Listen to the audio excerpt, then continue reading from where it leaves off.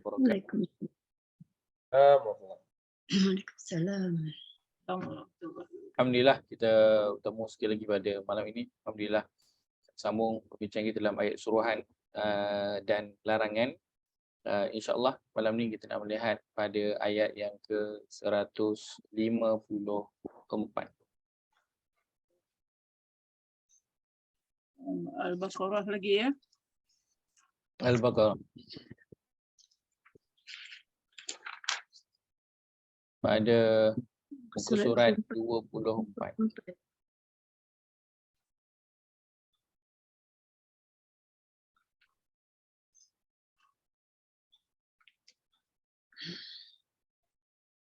Muka surat 24, surah Al-Baqarah, surah yang kedua ayat ke-154. Allah berfirman, A'udzu billahi minasy syaithanir rajim. A'udzu billahi minasy syaithanir rajim. ولا تقولوا لمن يقتل في سبيل الله أموات ولا تقولوا لمن يقتل في سبيل الله أموات بل أحياء ولكن لا تشعرون بل أحياء ولكن لا تشعرون. Janganlah kamu mengatakan. Baik. Dan janganlah kamu mengatakan bahawa sesiapa yang terbunuh dalam perjuangan membela agama Allah itu orang-orang mati, bahkan mereka itu orang-orang yang hidup dengan keadaan hidup yang istimewa, tetapi kamu tidak dapat menyedarinya. Baik, ayat 154. Sebelum ni kita bincang ayat yang ke-153. Ayat 154 Allah bermula dan janganlah. So ini ayat yang termasuk dalam bahagian ayat yang berbentuk kepada larangan. Baik, jika sekali imbas kita membaca ayat yang ke-154 ini, dan janganlah kamu mengatakan bahawa sesiapa yang terbunuh dalam perjuangan membela agama Allah itu orang-orang mati. Bahkan mereka itu orang-orang yang hidup dengan keadaan hidup yang istimewa, tetapi kamu tidak dapat menyedari. Sekali baca, apa kalau kita sebutkan sebagai message, apa message yang kita boleh dapat daripada ayat? Allah nak suruh kita apalah? Berjuang kepada Allah. Berjuang untuk ni kepada agama. Jalan Allah. Jalan Allah ni sampai ke belakang dia di akhirat nanti sampai mati pun tak apa. Berjuang pada jalan Allah sampai mati pun tak apa. Berjuang pada jalan Allah. Dia sebut terbunuh. Terbunuh. Dan jihad dalam jihad kan. Yang terbunuh dia sebut. Tidak mengapa. Okay. Berjuang pada jalan Allah hingga terbunuh pun tidak mengapa. Baik. Ada yang lain? Tak sedap lah bunyinya Ustaz. Tak sedap. Berjuang pada jalan Allah hingga terbunuh pun tak mengapa. Okeylah tu. Apa yang tak sedap je, okeylah. Cuma kalau orang dengar tu orang jadi takut lah. Makna siapa yang berjuang ke jalan Allah, dia adalah orang yang walaupun dia terbunuh, baik, sebenarnya dia tak mati. Dia mendapat nikmat.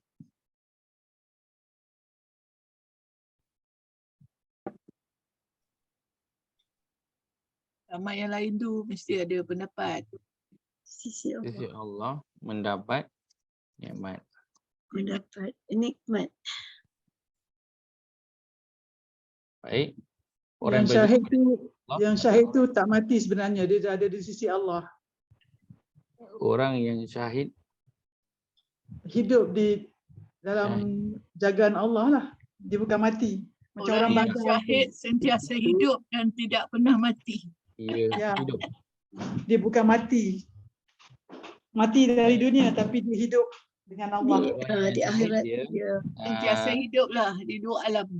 dia tidak mati tapi dia hidup. Orang yang syahid dia tak mati, dia hidup.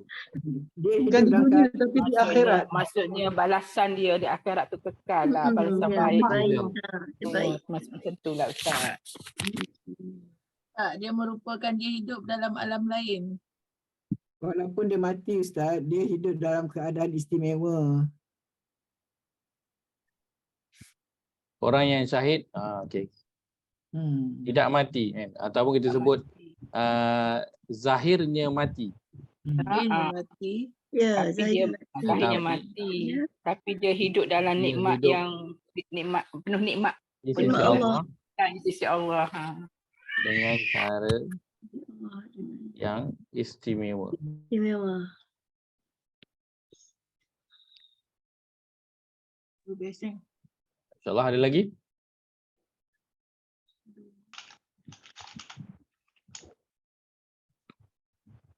Orang yang berjuang pada jalan Allah adalah orang yang sentiasa hidup di sisi Allah, dapat nikmat. Orang yang syahid zahirnya mati tapi hidup di sisi Allah dengan cara yang istimewa.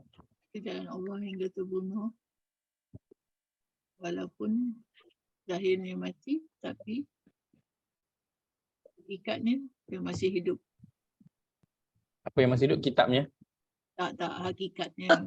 Hakikatnya masih hidup. Ada lagi? Ada yang bila baca terjemahan ayat ni dia dapatkan satu poin yang dia boleh ambil. Allah menggalakkan kita supaya berjuang di jalan Allah. Allah digalakkan untuk berjuang pada jalan Allah. Allah. Sebab tu Allah sebutkan apa? Ganjaran-ganjaran yang istimewa untuk bagi galakan. Masya-Allah.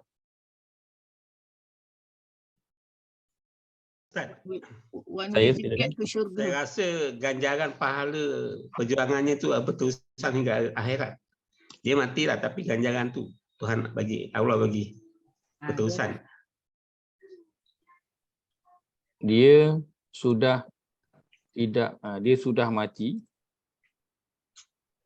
tidak boleh beramal, tetapi ganjarannya berterusan. Begitu ke? Betul. Masya-Allah. Dia mengalir terus ya. Mengalir. Baik. Ada lagi? Masya-Allah. 1, 2, 3, 4, 5.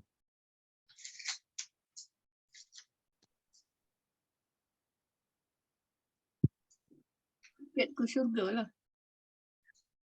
Tiket ke syurga. Tiket ke syurga. Hati syahid. Salah satu jalan untuk ke syurga. Syurga. InsyaAllah. Ustaz, dia termasuk dalam An'am tu alaikum punya grup. Masya-Allah. Lupa. Termasuk dalam golongan An'am tu alaikum. orang-orang yang Alaihim. An'am tu Allah alaihim. beri nikmat Nikmat. atas mereka. Surah Al-Fatihah ayat yang ke-7 Ketujuh. yang baik, insya-Allah. 4 golongan kan? Betul. Syuhada, Sadiqin, dia Yang diterjemahkan dalam Salihin. surah yang surah yang keempat ayat 29. 69. 69. Salah aku. Masya-Allah. Tidak kaitan dengan ayat yang lain, insya-Allah.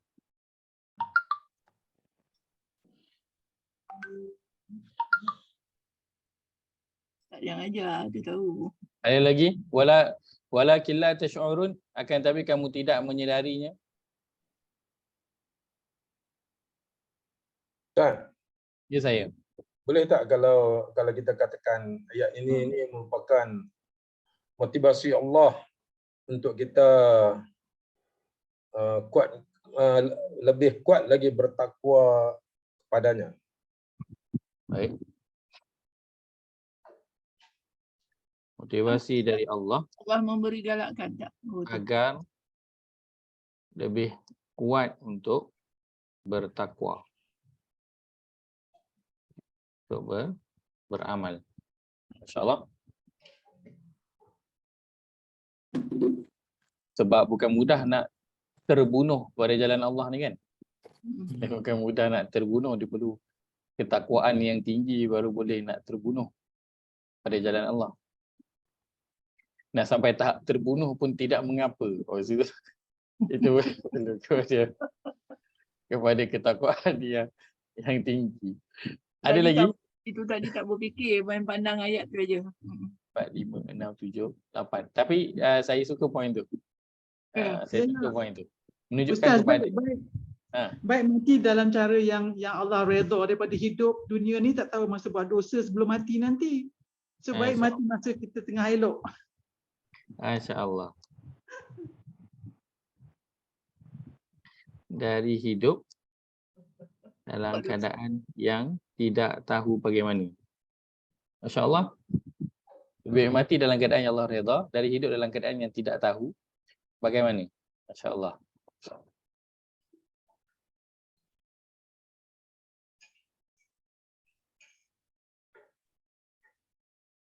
Mana tu Ustaz? 1, 2, Banyak tu. 1, 2, 3, 4, 5, 6, 7, 8, 9. 9 poin daripada satu ayat sahaja. Masya-Allah. 9 poin daripada satu ayat sahaja. Berapa minit ni? Baru 10 minit. Lebih sikit. 9 poin dah kita dapat daripada ayat yang ayat ke-154 ini. Masya-Allah. Berjuang pada jalan Allah hingga terbunuh pun tidak mengapa. Kan? Bunyi ayatnya macam ganas. Tetapi menunjukkan kepada kita apa? Kalau nak berjuang pada jalan Allah tu, kena pergi maksimum. Maksimumnya adalah sampai apa? Kalau kata sampai kena bunuh pun tak apa. Kan sebab apa? Punyalah berbaloi nanti sesuatu yang nak didapati selepas daripada itu. Maksudnya ganjaran tu orang kata apa? Worth it. Dan sangat-sangat berbaloi. Sampai terbunuh pun tak apa. Kerana yang paling kita sayang dalam kehidupan kita nyawa lah kan. Tapi ini sampai terbunuh pun tak apa. Menunjukkan apa? Memang kena habis, kena bagi kalau kata bawa kereta kena bagi yang apa? Full blastnya. Penuh tekan minyak sampai habis. mesej Allah ni sebenarnya dia nak suruh kita buat apa? Dia sebabnya dia just cakap aja. Janganlah kamu mengatakan. Dia tak bagi kita bercakap orang tu syahid. Sebenarnya mati. Tu dia tak bagi cakap. Tapi mesej dia nak kita buat apa? Itulah yang partnya sebenarnya. Mesejnya inilah yang 9 tadi ni. Inilah mesej-mesejnya. Poin yang kita dapat daripada ayat ni. Dan Allah bagi galakan untuk berjuang. Ganjaran yang berterusan. Masuk dalam golongan orang yang Allah beri nikmat. Yang kita minta nikmat, so nak masuk golongan orang yang beri nikmat ni salah satu jalan dia. Allah berikan motivasi dan kesedaran untuk mati dalam keadaan yang Allah redha adalah lebih baik daripada hidup yang tak tahu bagaimana. So itu semua mesej yang ada pada ayat yang Kenapa dia tak suruh kita direct aja? Kenapa dia tak cakap kat sini direct aja? Dia cakap janganlah, kata dia. Baik dia kata kau berjuanglah kau jalan Allah. Nanti bila kamu mati, kamu tu kan, kamu sebenarnya tak mati tapi hidup. Bukankah ayat ni dikaitkan dengan orang munafik yang tak mau pergi berperang takut mati?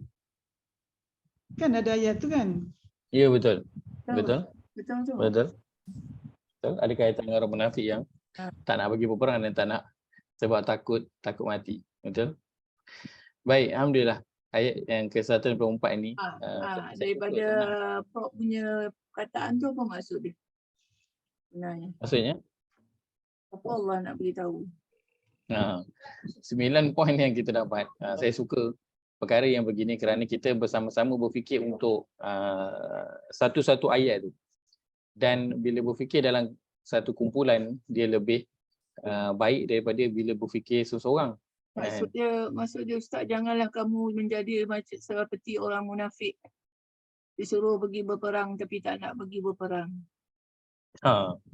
Boleh, boleh. Kerana message dia adalah open. Dia adalah open. Dia tak ada macam one way Tak yang daripada jalan. Prof Azila cakap tadi lah. Betul. Daripada Prof Azila cakap boleh ambil poin yang Sebab dari begitu. situ timbulnya dia kata janganlah kamu katakan yang mati tu di jalan Allah itu sebenarnya mati. Itulah kot. Betul. Baik. Poin message banyak kita dapat pada ayat ke-9. Kalau kita duduk lagi berfikir, kita akan dapat lagi banyak keluar poin. Maka sebenarnya message daripada setiap ayat itu sangat banyak dan dia akan menjadi bercambah bila kita duduk bersama-sama berfikir tentang ayat-ayat Allah. Walaupun hanya satu ayat. Dan dia ada siapa ke tadi yang buka kitab tafsir mana-mana untuk bagi poin tu? Ada. Tak ada. Semua bagi je kan. Bagi sahaja.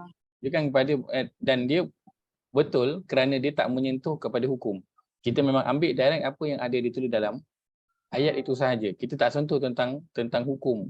Hakam tak ada sentuh. Kita ambil apa yang direct daripada ayat sahaja. Maka ia perkara yang boleh dilakukan oleh setiap dari kita bersama dengan kawan, dengan ahli keluarga kan. Sebelum meeting ambil dulu satu ayat, sembang-sembang dulu apa yang dapat daripada ayat tersebut. Baik, ayat 194 ini, masya-Allah. Saya nak menyatakan saya sangat kagum dengan poin yang dikongsikan. Bahkan ada poin yang saya tak terfikir pun tentangnya. Allah mula dengan sesuatu yang berbentuk larangan pada ayat 154 ini. Dan janganlah kamu mengatakan bahawa sesiapa yang terbunuh dalam perjuangan membela agama Allah itu orang-orang yang mati. Baik. Kalau kita lihat dari sudut apa yang Allah nak, kalau kita sudut daripada suruhan ataupun larangan, apa yang Allah nak larang kita daripada ayat ni. Dan Allah SWT dengan ayat Al-Quran ini, dia akan datang dengan pelbagai perkara sekaligus.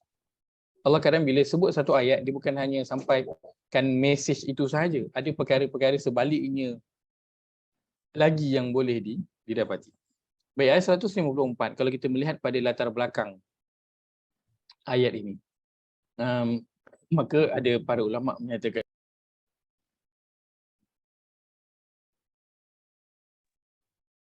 ada sebahagian kitab menyatakan bahawa ayat ini turun di Mekah. Ayat ini adalah ayat-ayat Makkiyah kan, yang kalau kita tahu, kalau kita sebut tentang Makkiyah, kalau kita tengok surah Al-Baqarah kan, kalau dalam Quran disebut dia adalah surah Madaniyah, tapi dalamnya ada juga ayat yang bercampur dengan ayat Makkiyah.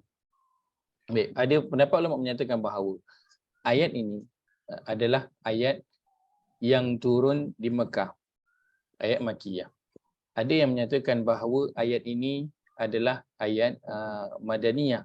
Ada dua. Baik. Yang pertama yang menyatakan ayat ini adalah ayat-ayat Makkiyah. Maka perbincangannya adalah sekitar tentang apa? Sebab waktu kat Mekah dah ada terjadi pembunuhan ataupun belum? Belum jadi bukan pembunuhan, peperangan. Peperangan belum lagi terjadi dekat Madinah kan. Tetapi kalau kita sebut tentang pembunuhan,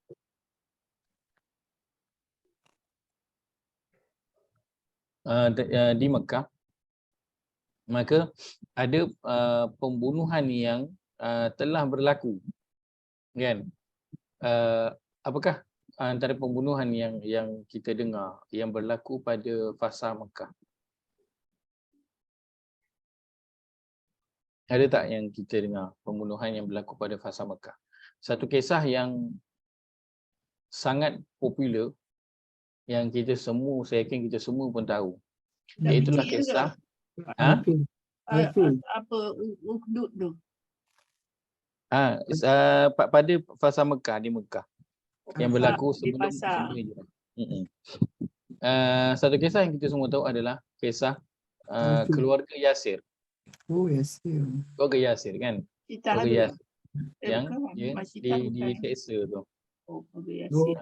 yang diseksa. Baik. Ayat 154 ini juga para ulama menyatakan dia adalah ayat yang turun di Madaniyah. Ayat yang turun setelah berlakunya peperangan Badar. Setelah berlakunya peperangan Badar. Yang mana peperangan Badar itu yang terbunuh, dan riwayat menyebutkan seramai 14 orang yang terbunuh. Dalam peperangan Badar 14 orang. 6 orang daripada kalangan Muhajirin, 8 orang daripada kalangan Ansar. Maka setelah ada yang terbunuh dalam perang Badar itu, maka para sahabat setelah selesai daripada peperangan itu, mereka mengetahui ada daripada kalangan mereka yang terbunuh, maka mereka kata kesiannya kepada mereka yang telah mati ini, telah habis kehidupan mereka di dunia dan telah terputus nikmat dan juga kelazatan hidup di dunia. Itu yang sebahagian daripada para sahabat katakan bila dia melihat dan juga mendengar adanya yang terbunuh pada perang Badar. Sebab perang Badar kan perang yang pertama, sebelum tu tak ada lagi. So kisah tentang berjihad, berjuang, berperang ni tak ada. So Badar lah pengalaman yang pertama. Maka bila ada yang terbunuh, ada kalangan para sahabat yang kata kesian kepada siapa yang dah mati ni sebab dia telah terputus nikmat dunia, kelazatan hidup di dunia ni dah terputus. Maka mendengar perkataan itu, maka turunlah ayat ini. Ya Allah katakan, janganlah kamu katakan bahawa siapa yang terbunuh pada jalan Allah itu dia adalah orang-orang yang mati, bahkan mereka adalah orang-orang yang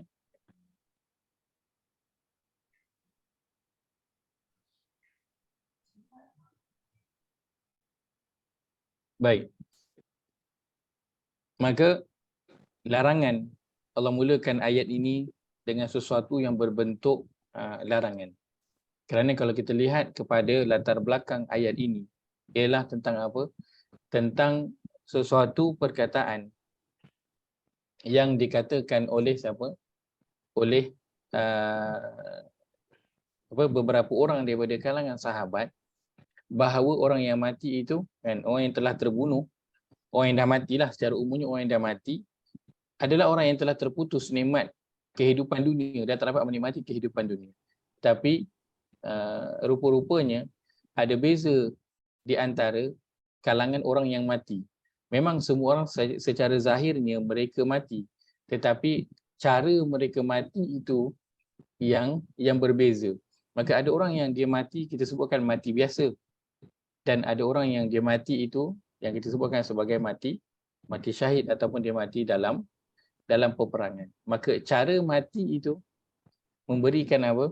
Memberikan kesan yang berbeza kepada orang tersebut. Maka para sahabat ingat kan, dia mati dalam perang, so dia matilah, umumlah dia dah meninggal. Kan, dah meninggal. So orang yang dah meninggal macam biasalah, dia memang dah tak dapatlah nak merasai lagi kehidupan dunia dengan apa-apa yang ada dalam kehidupan dunia. Akan tetapi perkara yang para sahabat tidak ketahui ialah bahawa orang yang mati itu mereka sebenarnya tidak mati. Ada hadis kan Ustaz? Ya saya. Ada hadis sahih yang kata roh dia duduk dalam burung hijau yang berterbangan di syurga. Kan? Hadis Muslim. Ya betul. Ada hadis yang menyebutkan bahawa roh-roh orang yang mati syahid dia hidup di dalam rongga ataupun di dalam kerongkong seekor burung hijau di syurga, dan mereka boleh keluar masuk syurga ikut sesuka hati. Dan kalau buka bab kelebihan berjihad, memang sangat banyaklah kelebihan berjihad yang dinyatakan oleh Nabi SAW, kan. Antaranya ialah ketika mana roh-roh ini sedang duduk keluar masuk syurga, Allah datang jumpa. Allah tanya, nak apa-apa lagi tak? Dia orang kata, apa lagi nak? Tak ada apa lagi yang kami nak, ya Allah. Kami dah dapat dah semua. Boleh keluar masuk syurga, jalan sana sini dapat macam, tak ada apa dah. Allah datang lagi sekali. Datang, nak apa-apa lagi tak? Kata tak ada apa. Dah kami dah dapat dah semua apa yang kami nak. Allah datang lagi sekali. Allah tanya, ada apa-apa lagi tak? Nak? Tak ada. Lepas 3 kali Allah datang tanya, mereka tak ada apa-apa lagi hajat, maka Allah pun meninggalkanlah mereka. Yang mana dalam hadis menunjuk bahawa mereka ini memang selepas itu tak ada lagi dah apa-apa yang mereka hajati. Tak ada lagi lah apa-apa yang mereka nak minta. Lalu Allah tinggalkanlah mereka. Tinggalkan maksudnya tinggalkan yang tak bagus tu. Tinggalkan maksudnya teruskanlah. Dia orang boleh terus berseronok dengan nikmat yang dah ada dan mereka akan merasa puas dengan perkara tersebut. Sedangkan kalau kita melihat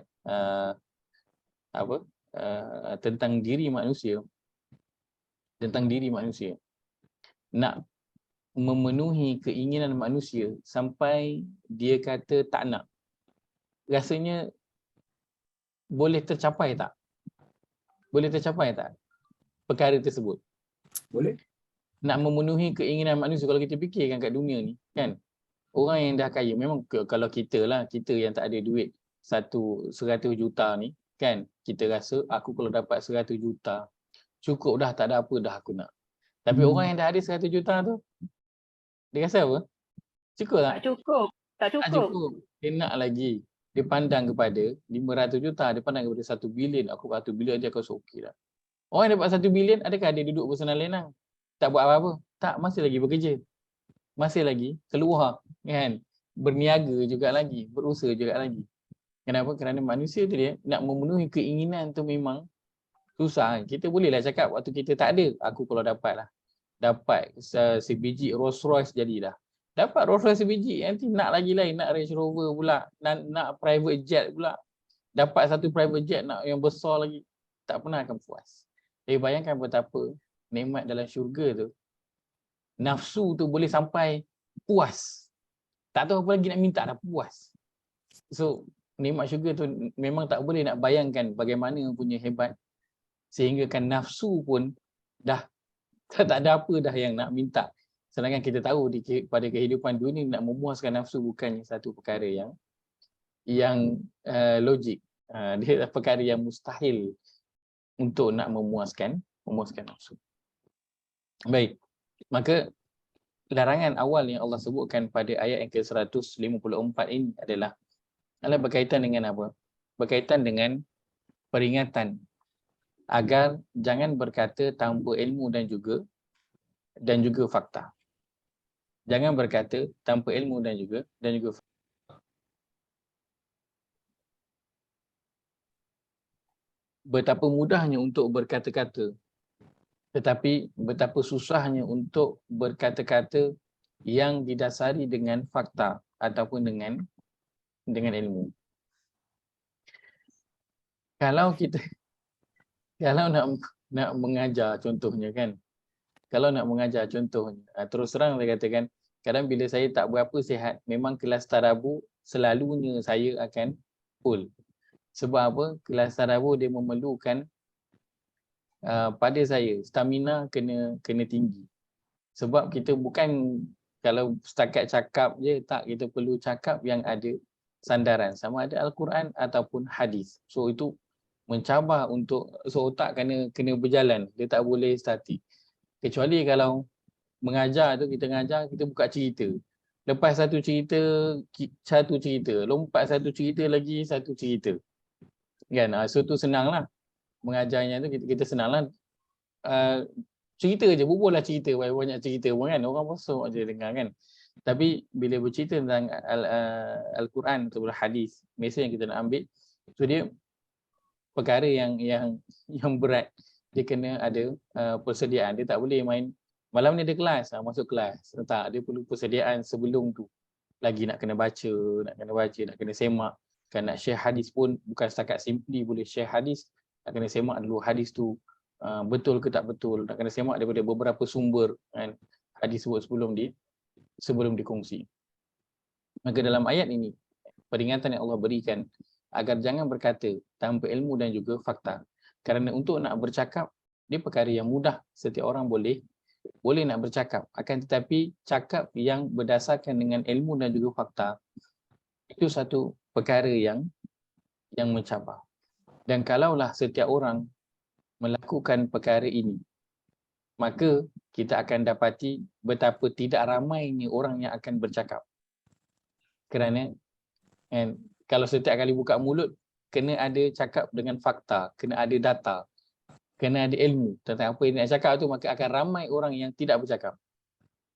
Kan?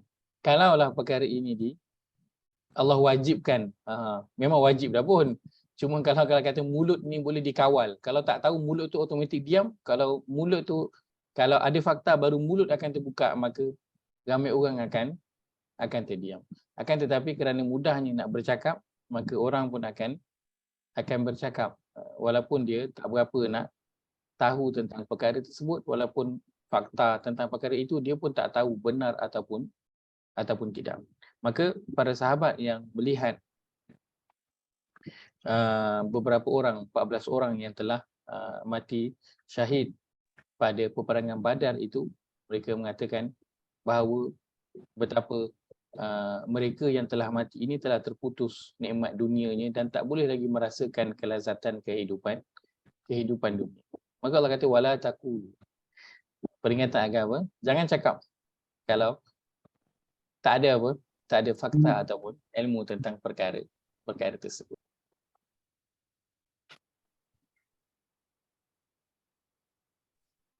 Maka ayat ini dia bermula dengan larangan. Dan larangannya adalah tentang perkataan. Dan antara perkara yang manusia kena sentiasa beringat ketika nak berkata-kata, banyaklah perkara yang kita kena berhati-hati. Dan dalam ayat ini kita nak fokuskan perbincangannya ialah berhati-hatilah bila nak bercakap tentang perkara yang gaib. Berhati-hati bila nak bercakap tentang perkara yang gaib. Kerana perkara yang gaib ini adalah perkara yang tidak diketahui oleh makhluk, manusia, binatang, malaikat ataupun jin. Ia hanya diketahui oleh Allah SWT. Kalau makhluk tahu, maka ia adalah apa? Adalah kerana Allah yang bagi tahu. Allah yang bagi tahu. Maka antara peringatan dalam ayat ini adalah nak bercakap, kena fikir dulu, kena tengok dulu ada fakta, ada ilmu berkaitan dengan perkara tersebut. Dan antara perkara yang Allah ingatkan, jangan bercakap tentang perkara yang gaib. Dan sebenarnya sekarang ini kan, kalau kata kita ramai orang dia seronok untuk nak dengar cerita-cerita tentang perkara-perkara yang gaib. Betul tak? Kalau ada orang cerita tentang benda-benda yang akan datang ataupun benda-benda yang di sebalik alam, di sebalik mata ke kan, selalunya kita seronok tak nak dengar. Kita akan seronok nak dengar orang cerita pasal alam jin ke, orang cerita pasal alam apa, alam mistik ke, alam yang dikatakan hanya orang-orang tertentu sahaja yang boleh masuk alam bunian ke, alam apa? Alam malakut. Alam malakut. Apa-apa alam lah yang kita namakan. Maka orang suka nak dengar dan orang akan rasa kagum dengan orang yang bercerita tentang perkara-perkara yang begini. Perkara gaib. Sedangkan Allah peringatkan tentang apa? Nak bercakap tu dah kena berhati-hati, kena ada fakta dan juga ilmu. Dan yang paling lagi kena beri perhatian adalah kalau nak bercakap tentang perkara yang ada kaitan dengan perkara gaib, maka lagilah kena sangat-sangat berhati-hati daripada nak berkata tentang perkara yang demikian. Dan perkara itu memang sangat seronok untuk didengar. Kita akan rasa, oh ya ke, wah, kan? Macam mana tahu kan? Kita seronok dengar benda-benda yang tak pernah dengar sebelum ni. Inilah kali pertama dengar kan. Kita seronoklah nak dengar kan cerita-cerita tentang perkara-perkara yang gaib. Sedangkan dalam Al-Quran, saya kongsikan di sini. Al-Mulk tu bukan ya? Ya. Al-Mulk tu bukan ya? Yang mana? Qul innama ilmu indallah yang Nabi kata. Betul. Apa-apa perkara yang gaib itu secara umumnya tidak ada mana-mana makhluk yang tahu. Yang tahu hanya Allah SWT. Itu dia punya asas dia begitu. Tetapi kan, ada perkara yang Allah bagi tahu kepada malaikat. Ada perkara yang Allah bagi tahu kepada manusia. Dan bila perkara yang berkaitan dengan manusia inilah yang ramai mengambil peluang, kan? Nak menunjukkan apa kehebatan ataupun keilmuan ataupun kedudukan dia, kan? Hingga dia nak seronok, kan? Orang panggil dia ke Tok Wali ke orang yang ada kelebihan tertentu.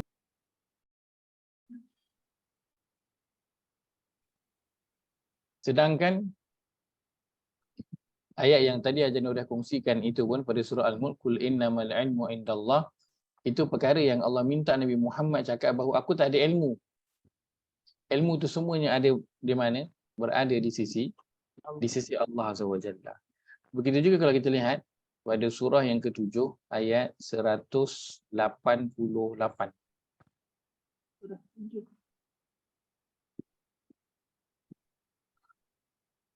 Pada muka surat 175. Muka surat 175 surah Al-A'raf, surah yang ke-7 ayat 188. Allah berfirman, A'udzu billahi minasyaitonir rajim. A'udzu billahi minasyaitonir rajim. Qul la amliku li nafsi naf'an wa la dharran illa ma syaa Allah. قل لا أملك لنفسي نفعا ولا ضرا إلا ما شاء الله. Walau kuntu a'lamul ghaiba lastaktsartu minal khairi wa ma massani as-su'. ولو كنت أعلم الغيب لاستكثرت من الخير وما مسني السوء. In ana illa nadhirun wa bashirun liqaumin yu'minun. إن أنا إلا نذير وبشير لقوم يؤمنون. Katakanlah, aku tidak berkuasa mendatangkan manfaat bagi diriku dan tidak dapat menolak mudarat kecuali apa yang dikehendaki Allah. Dan kalau aku mengetahui perkara-perkara yang gaib, tentulah aku akan mengumpulkan dengan banyaknya benda-benda yang mendatangkan faedah dan tentulah aku tidak ditimpa kesusahan. Aku ini tidak lain hanyalah pesuruh Allah yang memberi amaran bagi orang-orang yang ingkar dan membuat berita gembira bagi orang-orang yang beriman. Baik. Nabi kata, walau kuntu a'lamul ghaiba.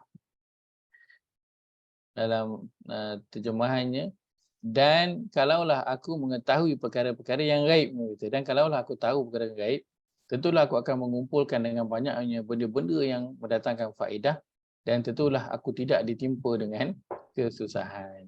Nabi pun kata, kalaulah aku tahu perkara gaib, menunjukkan apa? Nabi pun tak tahu perkara yang gaib. Dalam ayat yang lain memang jelas yang disebutkan wala a'lamul ghaiba, dan aku tidak mengetahui perkara yang gaib. Maka Nabi SAW sendiri pun tidak mengetahui perkara yang gaib. Tetapi ada tak perkara yang Nabi tahu yang kita tak tahu? Ada. Ada, kan? Nabi sebutkan dalam hadis, lau ta'lamuna ma a'lamu la dahiktum qalilan wa la bakaitum katsira. Kalaulah kamu tahu apa yang aku tahu, sudah tentu kamu akan ketawa sedikit dan kamu akan menangis banyak. Maka ada perkara yang Nabi tahu yang kita tak tahu. Maka perkara itu gaib bagi siapa? Bagi kita. Tetapi dia tidak gaib bagi Nabi. Tapi siapa yang bagi tahu Nabi? Allah Azza wa Jalla yang bagi tahu kepada Nabi. Sebab tu Nabi sebutkan dalam Al-Quran, aku tak tahu perkara yang gaib. Sebut selesai dah dalam Al-Quran. Maka apa je yang Allah bagi tahu pada Nabi?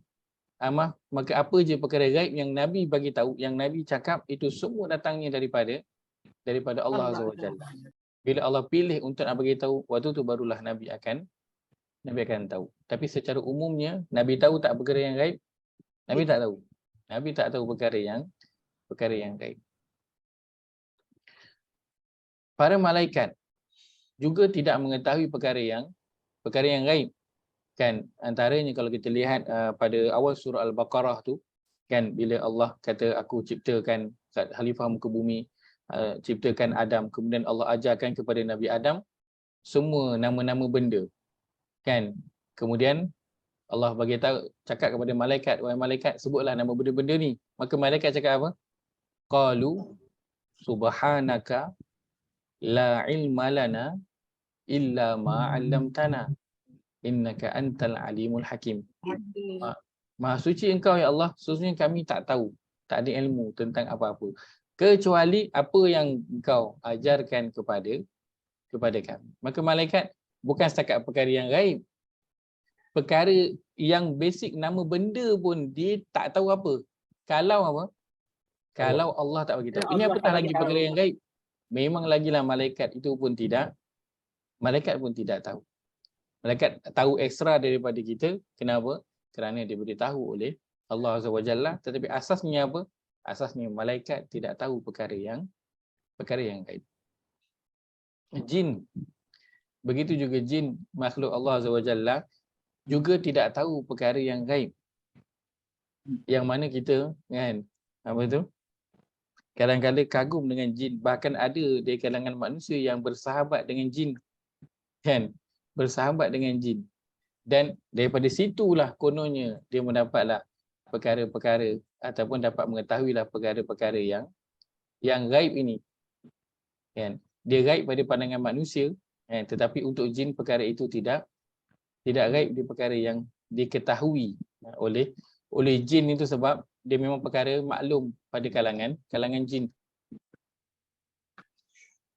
Kita lihat Allah sebutkan pada surah Al-Jin, surah yang ke-72 ayat 8 dan juga ayat yang ke-9. Surah yang ke-72 ayat 8 ayat 9 pada muka surat 572. Muka surat 572 surah Al-Jin surah 72 ayat 8 dan juga ayat ke-9. Allah berfirman, A'udzubillahi minasyaitonir rajim. A'udzu billahi minasyaitonir rajim. Wa anna lamasna as-samaa'a fawajadnaha muli'at harasan shadidan wa shuhuba. Wa anna lamasna as-samaa'a fawajadnaha muli'at harasan shadidan wa shuhuba. Wa anna kunna naq'udu minha maqa'ida lis-sam'. Wa anna kunna naq'udu minha maq'ida lis-sam'. Faman yastami'il ana yajid lahu shihaban rasada. Faman yastami'il ana yajid lahu shihaban rasada. Terjemahan. Dan bahawa sesungguhnya kami telah berusaha mencari berita langit. Lalu kami dapati langit itu penuh dengan pengawal-pengawal yang sangat kuat kawalannya dan dengan rejaman-rejaman api yang menyala. Ayat 9. Padahal sesungguhnya kami dahulu biasa menduduki tempat-tempat perhentian di langit untuk mendengar percakapan penduduknya. Maka sekarang siapa yang cuba mendengar akan mendapati api yang menyala yang menunggu merejamnya. Baik. Perkara yang sama lebih kurang disebut dalam surah Al-Mulk juga. Pada awal surah Al-Mulk kan, rujuman lisyaitin wa laqad zayyana sama dunya bimasabiha wa ja'alnaha rujuman lisyayatin. Maka jin, para jin ini, mereka bukanlah tahu perkara yang gaib, tapi mereka mencuri dengar perbualan penduduk langit.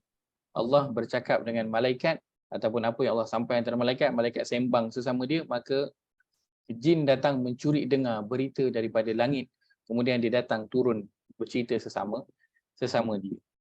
Maka sebab itu jin yang kita rasakan dia ada ekstra sikit ilmu, dia hebat daripada manusia kan. Tapi sebenarnya dia ambil curi berita itu daripada langit. Selepas itu mereka langit itu dikawal dan Allah jadikan bintang-bintang untuk nak merejam jin, maka tak ada lagi berita daripada langit yang boleh jin curi untuk mendengar. Tetapi manusia, ada kalangan manusia yang meminta bantuan daripada jin. Kan? Contohnya, bila jumpa orang, orang tu boleh tahu. Tadi kita pergi mana? Tadi kita makan apa? Kita jumpa siapa? Background kita, kawan kita, dia boleh tahu. Walaupun itulah mungkin kali pertama kita berjumpa dengan dia. Kan? Maka bagaimana dia boleh tahu? Sudah tentu dia mendapat bantuan daripada jin. Jin, perkara itu tak gaib bagi jin. Dia boleh pergi dekat duduk dengan kita, kemudian pergi bercerita dengan orang tu. Itu bukan perkara yang gaib. Kan mungkin kita rasa macam kagum, macam ni orang tu boleh tahu kan. Dia tahu perkara gaib ke tak? Tapi dia boleh tahu oleh jin, walaupun mungkin dia katakan dia tak ada pun berkawan dengan jin kan, ataupun berdamping dengan jin. Dia cuma dengar-dengar. Dia cuma bercakap apa yang dia dengar. Maka bisikan Ustaz, ya itu saya. yang shooting star tu yang lempar syaitan lah tu ya, dengan jin. Wallahu alam, kalau ikutkan Surah Al-Mulk tu. kalau ikutkan dalam Al-Quran, antaranya surah Al-Mulk, itulah dia rejaman kepada syaitan. Mungkin kita bahasa kita shooting star kan. Kita pun waktu shooting star tu buat apa? Orang pun berdoa kan, mohon hajat, padahal tengah nak merejam jin kan, merejam syaitan. Kita duk mohon hajat pula, tak kena dia punya tempat. Maka bisikan-bisikan yang orang dengar itu juga bisikan yang datang daripada jin. Baik. Maka larangan yang Allah sebutkan pada ayat 154 adalah agar berhati-hati bila berkata-kata. Berkata-kata bila kita ada fakta, kita tahu kebenaran, kesahihan berita tersebut, baru bercakap.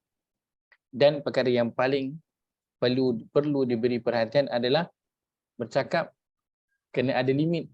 Jangan sampai masuk pada bahagian apa? Perkara-perkara yang gaib. Kerana ini semua hanya diketahui oleh Allah SWT. Dan betapa banyaknya cerita yang di tahun-tahun kebelakangan ini kita dengar berkaitan dengan orang itu dan juga orang ini, bercerita tentang kelebihan orang itu dan juga orang ini, yang membuatkan kita rasa macam kan, kalau buat begini nanti akan dapat ganjarannya begini, kalau buat begini nanti akan dapat ganjarannya begini. Maka mengetahui tentang ganjaran sesuatu amalan ataupun kemujaraban, keberkesanan sesuatu amalan, itu juga termasuk perkara apa? Perkara yang gaib. Termasuk perkara gaib. Perkara gaib ini bukan saja setakat nak tahu cerita nanti apa akan jadi pada masa depan. Itu perkara yang gaib juga. Tetapi mengetahui sesuatu ganjaran untuk sesuatu amalan, itu juga termasuk dalam perkara yang gaib.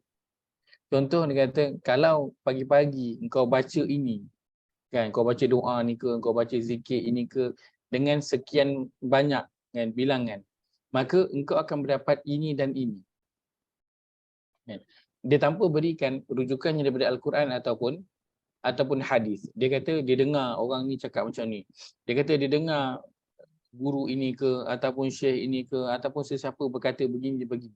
Maka sesiapa pun, bila kita bercerita tentang ganjaran kepada sesuatu amalan ataupun akibat daripada sesuatu perbuatan, kan, contoh kalau kata apa, potong kaki tengah malam, apa akan jadi? Potong kaki pula, potong kuku. Potong kaki malam selamat lah. Potong kaki tengah malam ke, potong kaki siang ke, memang nak usubillah. Potong kuku waktu malam, apa akan jadi? Potonglah daging. Duduk atas bantal, kan, kencing kan. Maka perkara-perkara itu kan, mungkin kita dengar dia macam itu dalam cerita-cerita adat budaya kita dan sebagainya.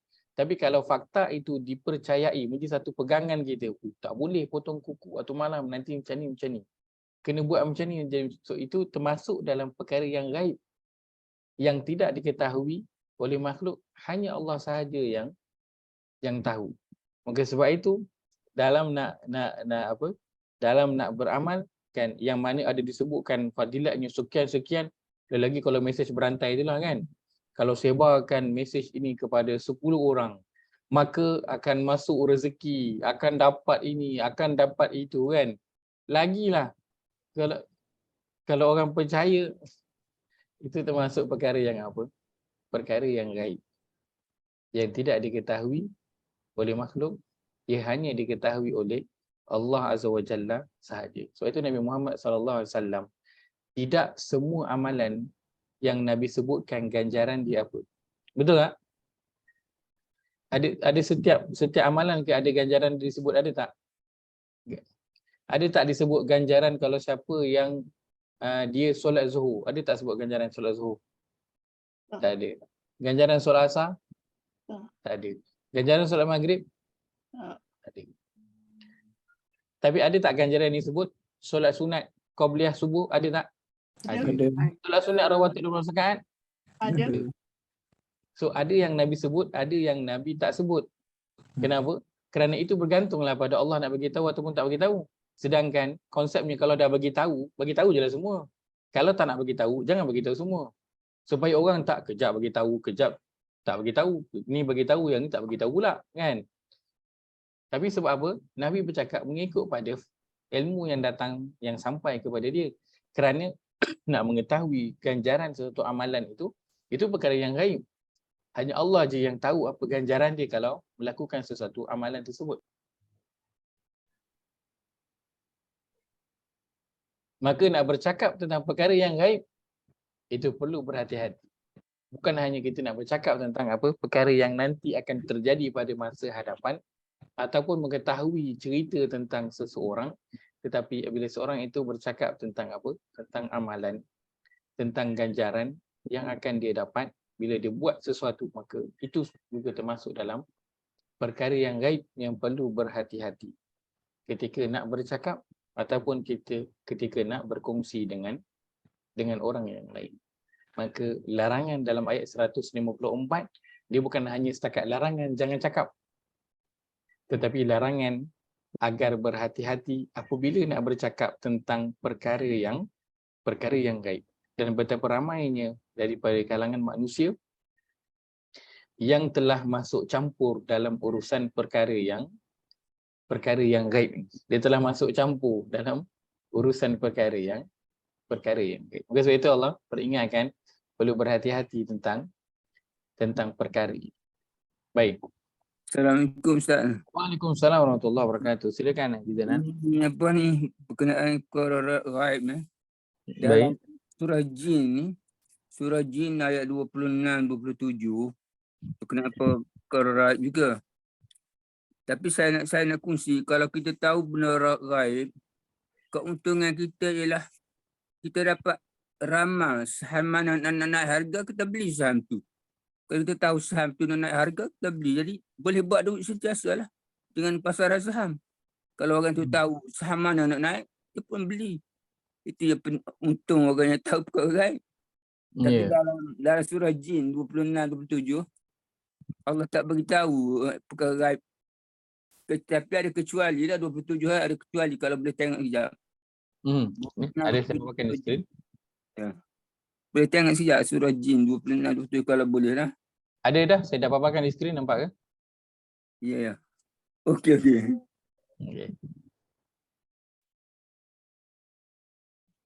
Silakan. Ya, okey. Itu saja Ustaz saja. Okey baik. Maka Jizanan mengajar kita bila ayat 25, 26, 27 berkata tentang perkara yang ayat 26 dan juga 27 bercerita tentang perkara yang gaib. Tuhanlah sahaja mengetahui segala yang gaib, maka ia tidak memberitahu perkara gaib yang diketahuinya itu kepada sesiapa pun. Ini asas dia. Melainkan kepada mana-mana rasul yang diridainya untuk mengetahui sebahagian dari perkara yang gaib yang berkaitan dengan tugasnya. Apabila Tuhan hendak melakukan yang demikian, maka ia mengadakan di hadapan dan di belakang rasul itu malaikat yang menjaga dan mengawasnya sehingga perkara gaib itu selamat sampai kepada yang berkenaan sahaja. Baik, ini tadi yang saya sebutkan tadi bahawa Nabi makhluk secara umumnya memang tak ada siapa yang tahu perkara yang gaib. Nabi pun tak tahu perkara yang gaib. Tetapi ada perkara yang Nabi tahu yang kita tak tahu. Inilah ayatnya, kan? Illa man irtada bir rasul Perkara yang gaib itu memang Allah tak beritahu kepada sesiapa kecuali kepada mana-mana Rasul yang Allah redha.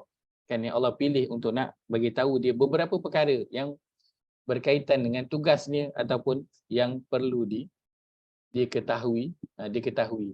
Dan Nabi SAW pun, yang betapa Nabi SAW tahu tak tentang nanti umat dia nanti tu akan ramai yang akan masuk neraka. Nabi tahu tak ramainya wanita yang akan masuk neraka? Tahu kan?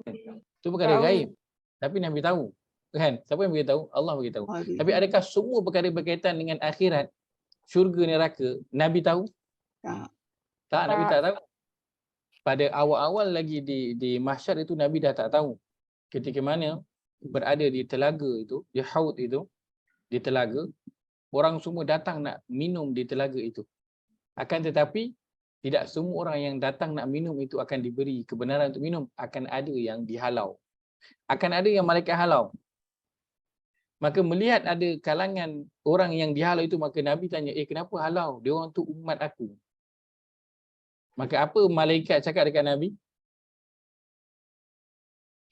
Malaikat kata, engkau tak tahu apa yang mereka buat selepas peninggalan engkau. Engkau tak tahu apa yang mereka buat selepas peninggalan engkau. Maksudnya, Nabi tahu tak semua perkara? Nabi pun tak tahu. Ya. Nabi tahu sebahagian daripada perkara yang akan terjadi nanti di hari kiamat, di mahsyar, syurga dan juga neraka. Tetapi sebahagian yang lain Nabi tak tahu. Allah beritahu apa yang Allah redha saja untuk nak beritahu kepada Nabi SAW. Baik, ayat 154, larangan yang Allah nyatakan berkaitan dengan perkataan dan terutamanya perkara yang gaib. Dan Allah highlightkan pada ayat yang ke-154 ni adalah tentang apa? Tentang orang yang terbunuh pada jalan Allah. Baik. Kalau kita lihat ayat sebelum ini,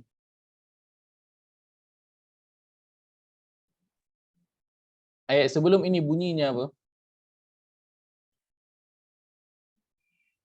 Ayat 153. Ya ayyuhallazina amanu tu. Betul. Ya ayyuhallazina amanu ista'inu bisabri wassalah. Innallaha ma'as sabirin. Boleh nampak di skrin? Ada kan? Saya share kan?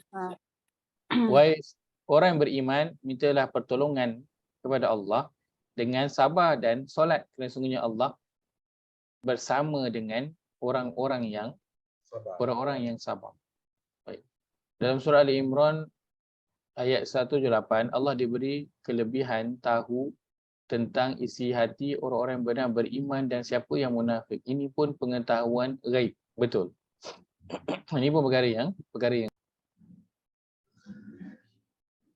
boleh membaca orang, itu perkara yang gaib. So kalau ada orang dakwa dia boleh membaca orang, maka perlu berhati-hati dengan orang tersebut walaupun dia itu memakai gelaran ustaz. Perlu berhati-hati dengan orang yang dia boleh baca, kan?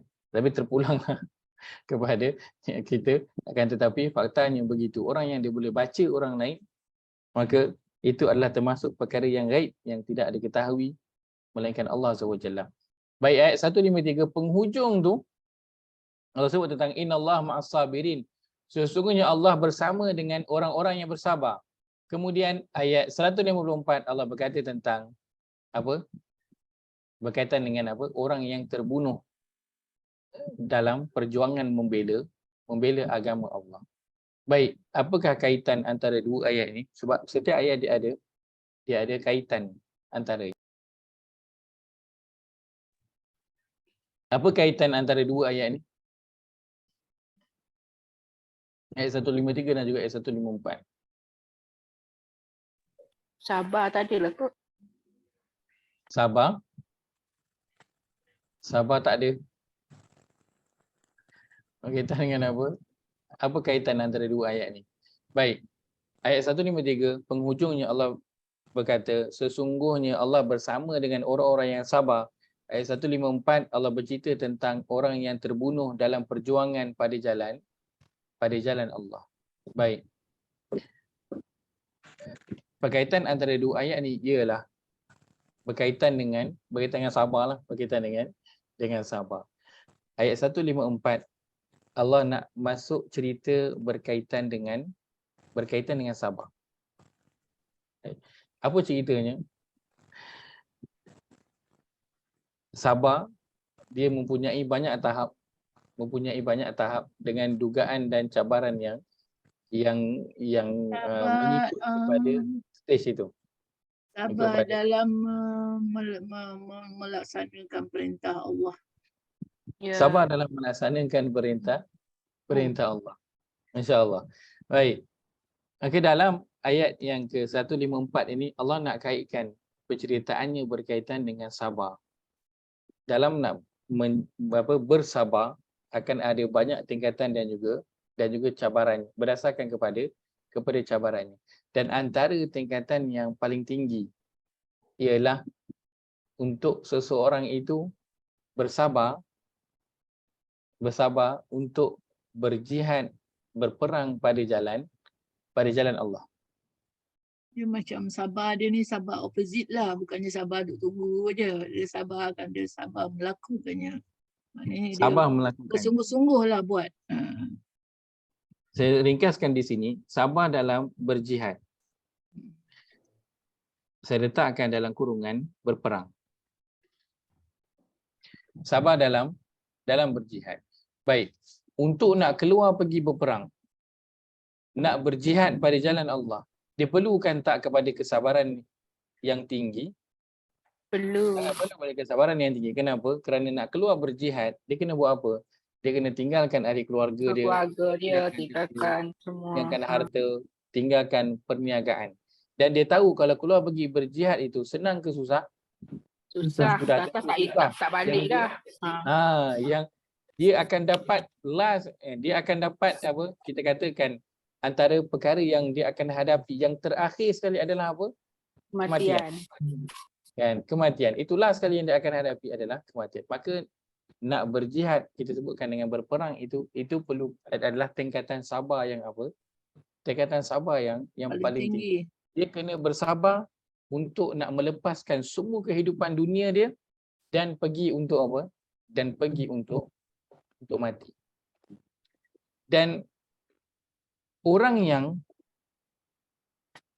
ahli keluarganya pergi berjihad, contoh kita, pasangan kita, suami kita, isteri ataupun anak kita, yang keluar pergi berjihad, dia juga diuji tak dengan sabar?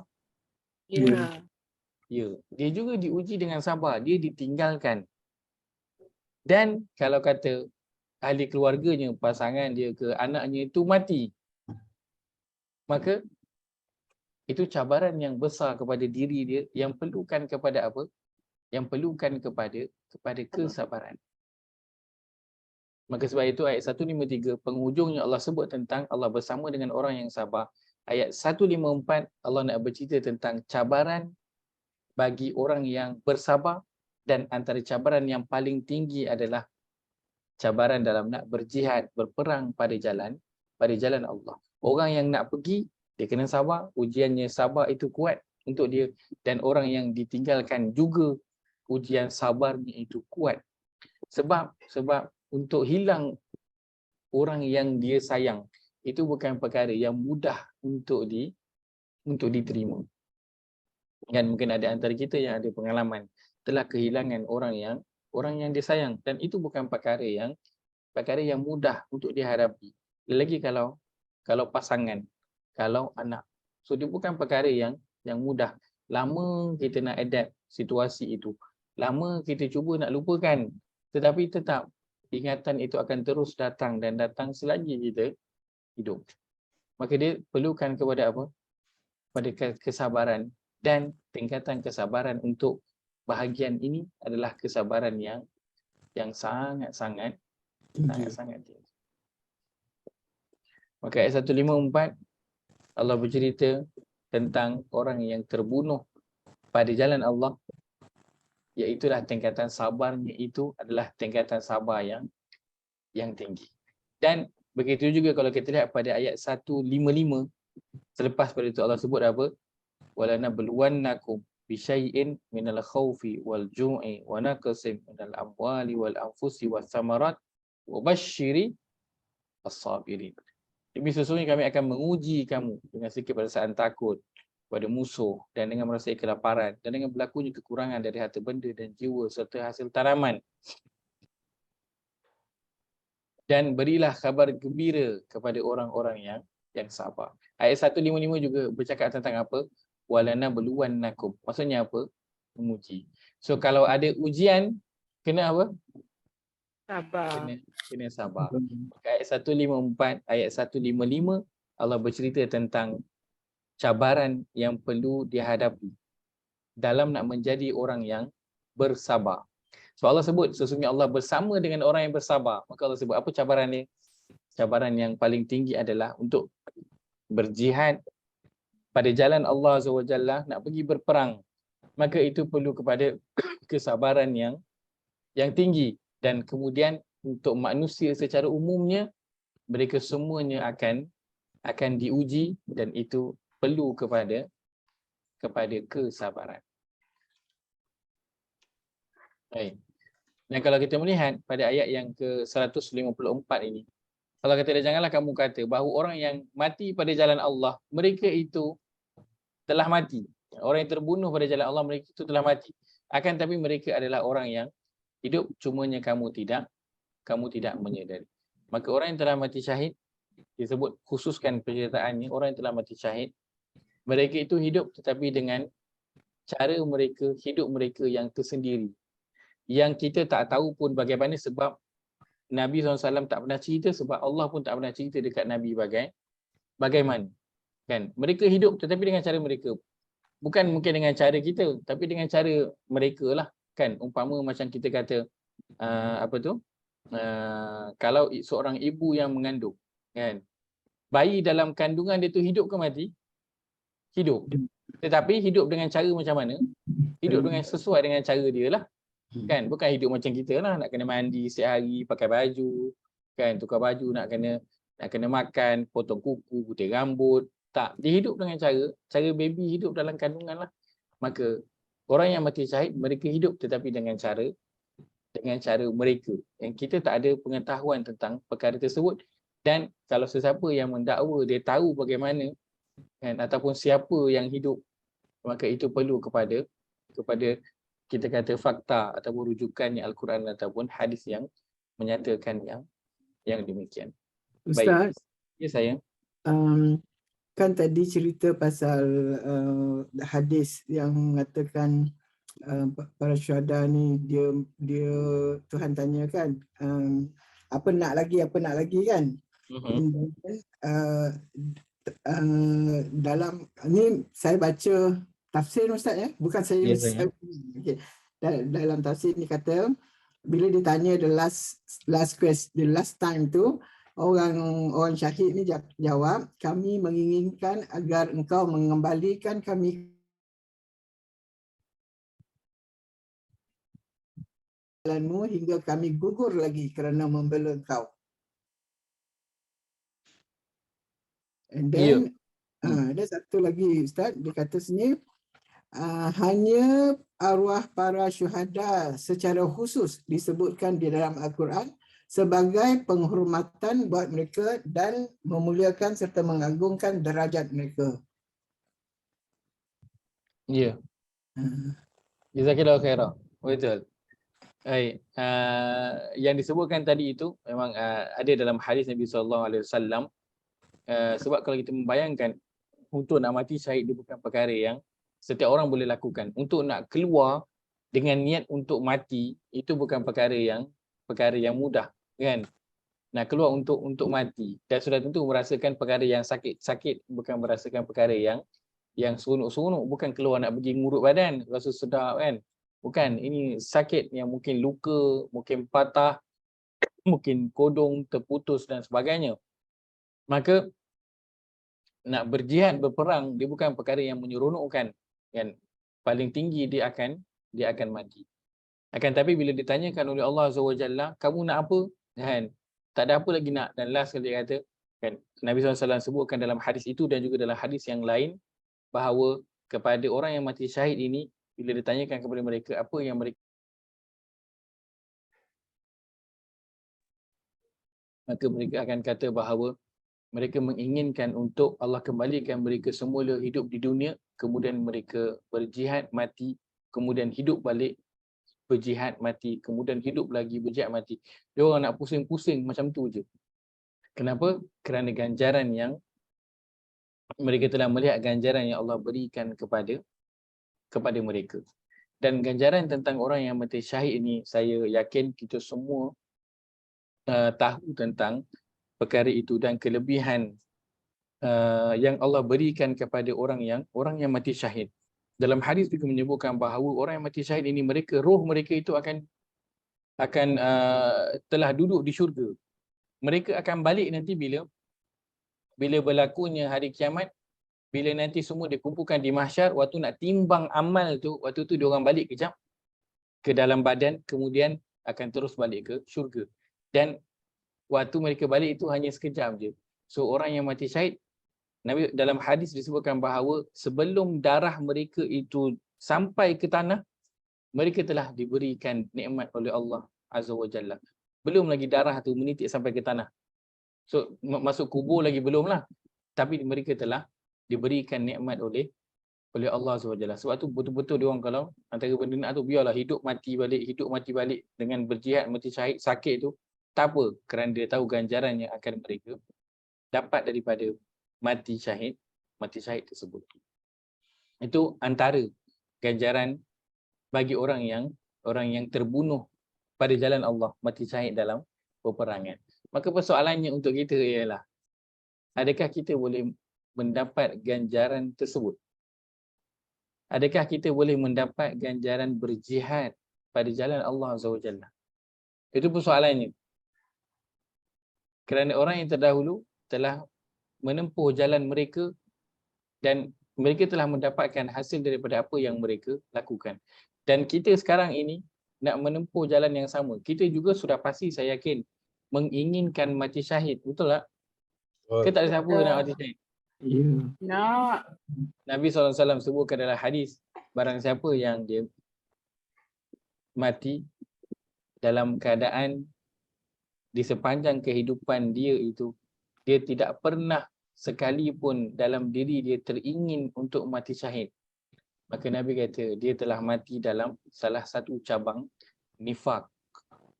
Mati dalam salah satu cabang nifak. Orang yang dalam diri dia tak pernah ada rasa aku nak keluar berjihad. Aku nak keluar berjihad.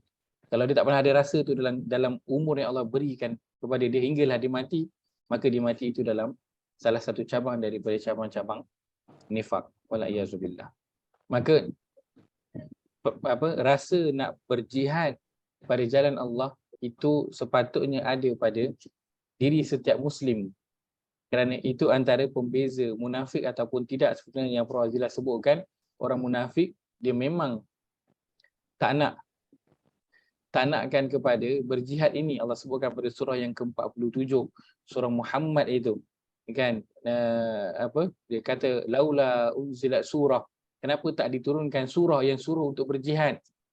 Wa iza unzilat suratun, dan apabila telah diturunkan surah yang ada dalamnya surah untuk berjihad, maka engkau akan tengok orang munafik ini yang zuruna ilaika nazaral maghsyi alaihi minal maut faula lahum. Kau akan tengok dia orang ni, tengok muka kau macam apa? Macam orang yang terkejut, macam nak mati dah. Sebab apa? Dia takut nak, baru turun ayat suruh berjihad je. Belum waktu sekarang jom keluar jihad, bukan. Suruhan je, kalau ada peperangan kena keluar. Itu je. Itu pun dah buatkan apa? Orang munafik itu mukanya dah tenganga dah.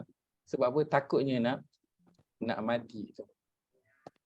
Maka itu orang terdahulu, mereka berjihad, berjuang, berperang pada jalan Allah hingga mereka mati syahid dan mereka telah mendapatkan ganjaran di sisi Allah SWT.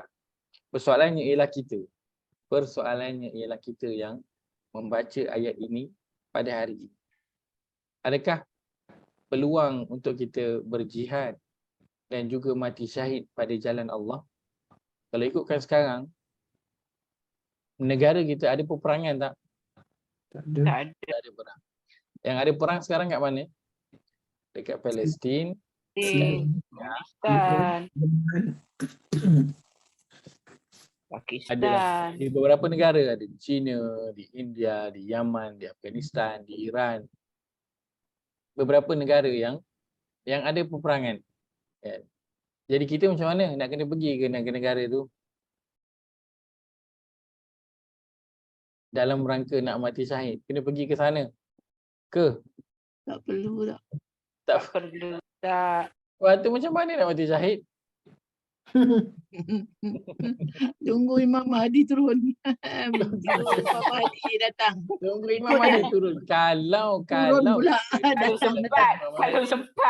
Kalau sempat. kalau kita nun kat sana ada dalam pasukan Dajjal macam mana? Alhamdulillah Ustaz. Alhamdulillah. Baik. Maka berjuang, berjihad. Ini kita semua kena ada niat. Nak berjihad pada jalan. Nak berjihad pada jalan Allah SWT. Ustaz, kalau sekarang ni kita nak berjihad pun semua pihak halang kita sebab umur lebih 60. Nak ke haji. Berjihad beribadah dalam rumah tangga je pun dah kira jihad dah kan. Ya? Kalau kita buat betul-betul ibadah dalam rumah tangga kita ni kan banyak segi bentuk ibadah yang kita perlu buat. Kita buat tu dah kira berjihad dah kan. Dia dah kira berjihad. Baik. Kalau kita nak sebutkan tentang berjihad. Kalau kita ambil daripada perspektif Al-Quran. Ya, daripada perspektif Al-Quran.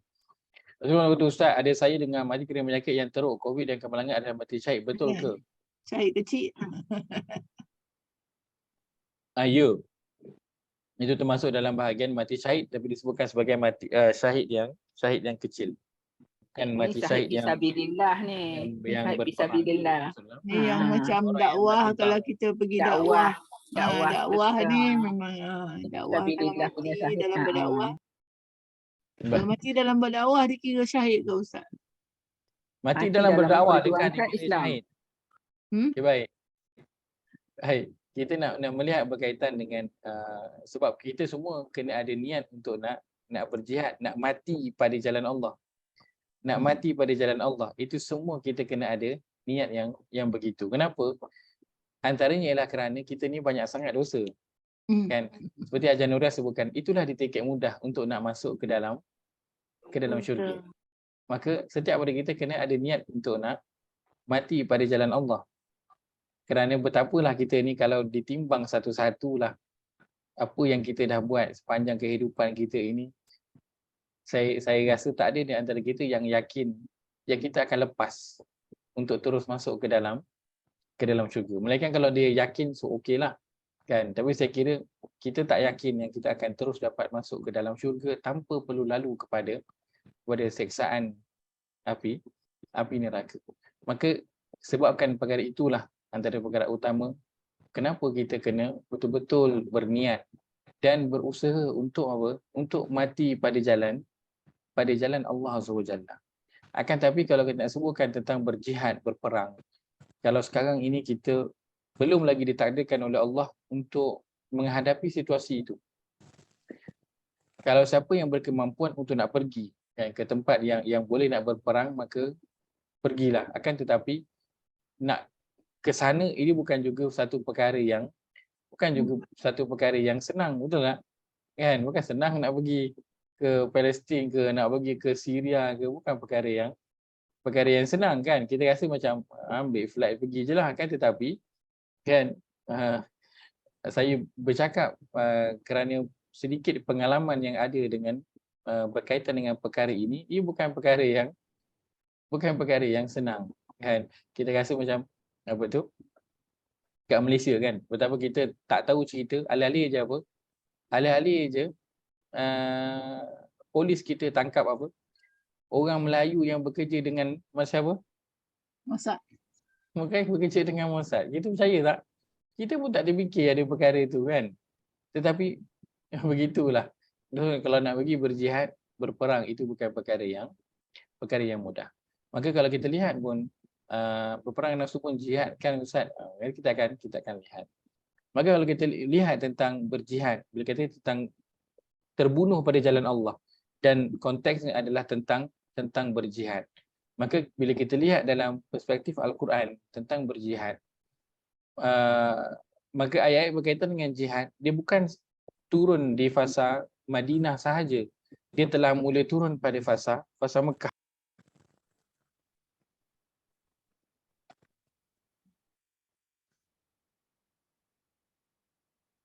Dia telah mula turun pada fasa Mekah. Sedangkan pada fasa Mekah tak ada satu peperangan pun lagi yang berlaku. Dia mula berlaku pada fasa Madinah. Maka kalau ada ayat berkaitan dengan jihad yang turun pada fasa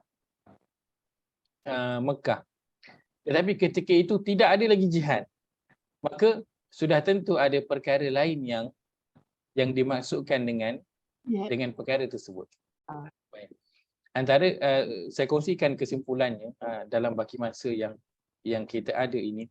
Kalau kita lihat pada perkataan jihad, kan? Kalau tengok pada perkataan jihad, kenapa cerita pasal jihad pula malam ni? Kerana kita semua nak mati, nak berjihad macam mana kalau tak tahu jihad dia apa dia? Macam Ustaz, macam tukang sikat Firaun tu kira jihad juga Ustaz kan? Tukang sikat Firaun. Masyita.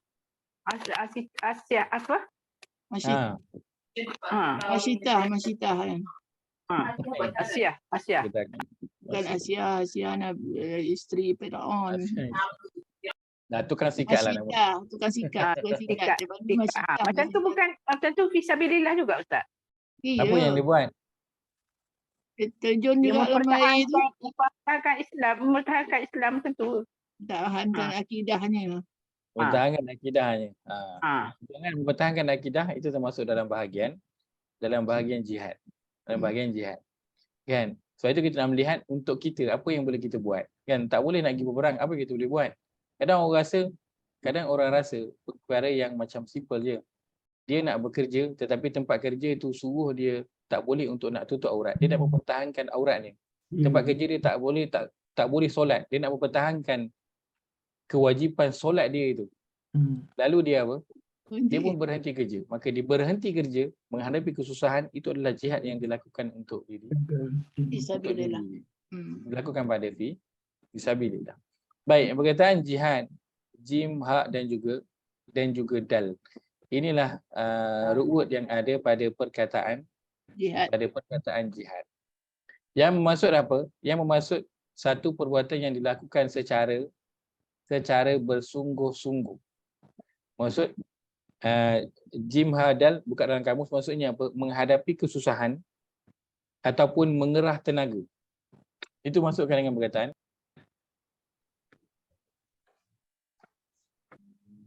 perkataan jihad. Baik, kita ringkaskan perbincangan kita. Kita melihat kepada konteks jihad kerana perkataan jihad ini dalam Al-Quran ada diturunkan pada ayat Madinah dan juga diturunkan pada ayat Mekah. Maka kalau kita nak sebut jihad ni adalah jihad berperang sahaja, maka dia tidak boleh dikatakan demikian. Sebab apa? Sebab pada fasa Mekah tak ada perang, tetapi perkataan yang Allah gunakan juga adalah jihad, seperti ayatnya walladzina jahadu fina lanahdiyannahum subulana. Dan siapa yang berjihad pada jalan kami, maka kami akan pasti memberi hidayah kepada dia, menunjukkan dia kepada jalan-jalan kami. Dan ayat itu turun pada fasa Mekah. So digunakan perkataannya jihad, tapi waktu Mekah tak ada lagi jihad, belum ada lagi. Nabi pun tak bagi. Nabi suruh duduk semuanya senyap dulu kan. Tak ada apa pun yang dibuat.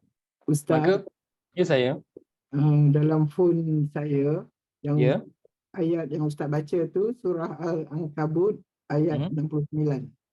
Surah Al-Ankabut ayat 69. Jazakillah khairan.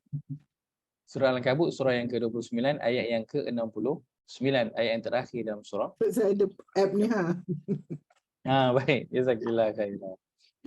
Baik, kita boleh simpulkan berkaitan dengan jihad ini kepada empat perkara. Kenapa nak kena tengok? Kerana tadi kita sebutkan kita semua menginginkan kepada mati syahid. Kita yang berhajat kepada mati syahid ini. So sebab tu nak kena tengok apa yang boleh kita lakukan untuk diri kita. Sebab kita nak juga mati syahid pada jalan Allah. So apa yang boleh kita lakukan? Dia sebutkan 4 jihad yang boleh dilakukan. Ataupun kita sebut yang berkaitan dengan diri kita. Yang pertama, kita semua tahu jihad untuk melawan apa? Nafsu. Jihad untuk melawan hawa nafsu. Maka jihad ini adalah jihad yang perlu dilakukan oleh setiap umat Islam dalam nak mengawal dirinya daripada apa? Dikuasai oleh hawa nafsu. Jihad yang melawan hawa nafsu ini adalah jihad yang perlu dilakukan oleh setiap orang, dan setiap orang tidak akan boleh lari daripada menghadapi situasi ini. Kerana nak menahan hawa nafsu diperlukan kepada apa? Susah ke senang nak menahan hawa nafsu? Susah. Susah. Nak menahan hawa nafsu ni bukan kita cerita tentang nafsu saja. Nak melawan hawa nafsu ni tentang apa? Tentang nak bangun solat, kan? So itu dah kena berjihad melawan hawa nafsu. Hawa nafsu nak apa? Nak akan tidur, nak akan rehat. Tapi kita kena buat apa? Solat. Nak baca Quran, kena berjihad tak? Berjihad kerana hawa nafsu menginginkan kepada kerehatan. Duduk main handphone dan juga tengok TV. Nak berinfak, perlu kepada jihad atau tidak? Jihad. Kenapa? Kerana hawa nafsu menginginkan duit itu dihimpun-himpun. Tengok nombornya itu makin hari makin bertambah. Maka diperlukan kepada apa? Diperlukan kepada jihad untuk melawan hawa nafsu, dan itu perkara yang kita menghadapinya bukan setiap hari, setiap saat kita menghadapi. Yang kedua, ringkasan ini saya sebutkan ringkasan daripada perbincangan ulama. Jihad melawan syaitan. Jihad melawan syaitan. Baik. Jihad melawan syaitan ini ialah,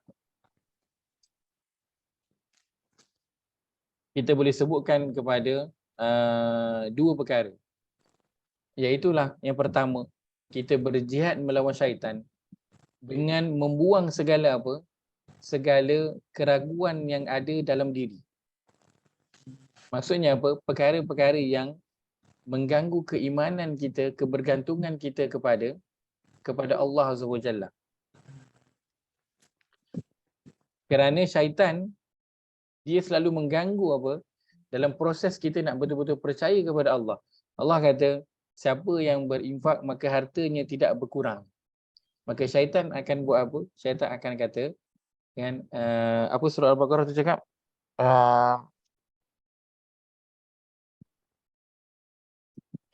Allahumma salli Muhammad. Perhiasan. Asyaitanu ya'idukumul faqra. Syaitan menjanjikan kepada kamu kefakiran bila kamu berinfak. Wallahu ya'idukum maghfiratan minhu wa fadla. Sedangkan Allah menjanjikan untuk kamu kerahmatan dan kurniaan kepada kamu bila kamu berinfak. So nak kena apa? Melawan. Melawan untuk apa? Untuk membuang segala keraguan, ataupun dalam bahasa Arab disebut sebagai syubhat. Melawan kepada syubhat yang ada dalam diri yang didatangkan oleh syaitan. Syaitan bisikkan, kan, kau berinfak nanti duit kau sedekah ke orang, duit kau akan makin kurang. Kau akan jadi apa? Kau susah-susah kerja kau bagi ke orang.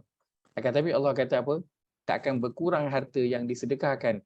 Dan siapa yang bagi pinjam kepada Allah dengan pinjaman yang baik, Allah akan tambah gandakan apa yang diberikan itu.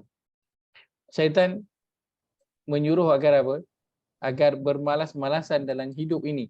Malas nak solat, malas nak ngaji, malas nak buat baik, malas nak tolong orang. Sedangkan Al-Quran menyuruh untuk melakukan segala perkara tersebut. Maka ini masuk dalam apa? Nak melawan syaitan dari sudut syubhat. Atau kita sebut syubhat. Yang kedua, jihad melawan syaitan dari sudut syahwat. Dari sudut syahwat. Kenapa? Kerana syaitan dia memang menggalakkan keinginan nafsu yang ada pada diri manusia. Keinginan manusia untuk apa? Untuk nak berzina. Keinginan manusia untuk nak mengambil harta orang lain. Keinginan manusia nak kaya, maka digalakkan lagi dengan mengambil rasuah, dengan ambil harta orang lain, dengan tipu. Banyak keinginan manusia. Nafsu itu disokong oleh syaitan. Maka syaitan memasuki manusia dengan dua cara, syubhat dan juga syahwat. Dua perkara ini, syubhat dan juga syahwat.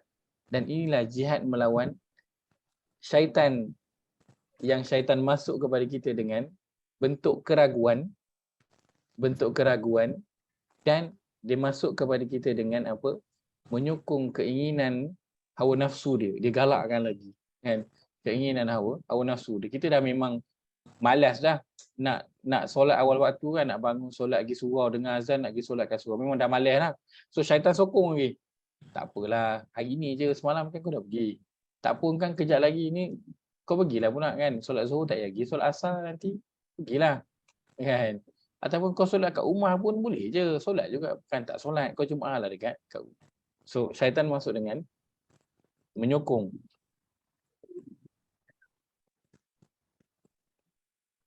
Menyokong apa yang diinginkan oleh hawa nafsu. Yang ketiga, jihad melawan seletakan kesesatan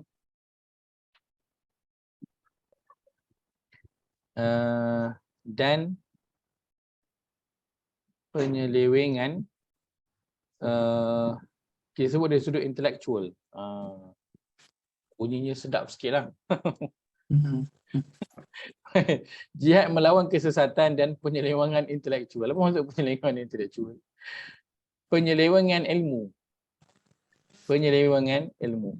Bila seorang itu, ya, ini banyak lebih kepada orang yang Allah berikan dia kelebihan dengan ilmu lah. Dan kita semua pun Allah berikan ilmu dengan kadar kita masing-masing. Penyelewengan yang kita masukkan dengan penyelewengan intelektual adalah perkara yang berkaitan dengan pertama agama dan juga kehidupan dunia kita. Dengan ilmu-ilmu, kan, orang belajar juga ilmu apa, buat ubat-ubatan ni, kan. Tapi ada yang orang buat ubat untuk nak menyembuhkan, ada yang buat ubat untuk nak bagi orang apa, seronok, bagi orang ketagih dan sebagainya. Orang belajar juga berkaitan dengan IT, tapi ada orang belajar IT untuk nak bagi apa, memudahkan orang nak belajar dan sebagainya. Tapi ada orang yang belajar IT, dia buat apa? Dia buat virus, kan? Dia buat virus, dia buat macam-macam, kan? So itu dimasukkan dengan apa? Penyelewengan intelektual. Dari sudut agama, ada tak berlaku perkara tersebut? Ada. Nabi SAW sebutkan, ma'amil amalan laisa alaihi amruna fa huwa raddun. Siapa yang beramal satu amalan yang bukan daripada suruhan kami, maka amalan itu ditolak. Maka penyelewengan intelektual adalah dalam agama menyuruh untuk melakukan sesuatu amalan yang Allah dan Nabi tak suruh, dan melarang melakukan sesuatu amalan yang Allah dan Nabi suruh melakukan perkara tersebut. Maka itu dimasukkan dengan penyelewengan intelektual yang perlu kita berjihad melawannya, dan ia mengikut kepada kadar ilmu kita masing-masing. Bukannya maksudnya orang yang tak ada background agama sudah tak payah, dia terlepas dari bahagian ni. Tak, kerana kita semua ada bahagian kita masing-masing. Kalau orang kata apa, menutup aurat contohnya, kan tak wajib, maka kita dengan kadar ilmu yang kita ada, kita kena berjihad melawan penyelewengan tersebut. Orang memasukkan keraguan dalam agama kita.